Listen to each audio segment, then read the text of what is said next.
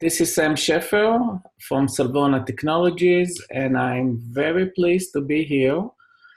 What is our agenda today?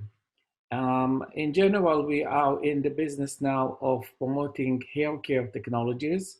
Every time we approach a hair care technology, we give you a good background so you understand how did we come to this approach and why we use this kind of technology, what is the value of this technology, what is the value for everybody in this business, ultimately the consumer, which we are the consumer as well, and our chemists, our formulators, our marketing people, and so on.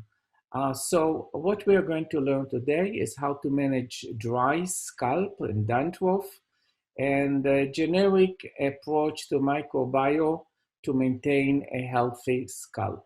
So this will be our two major concepts today.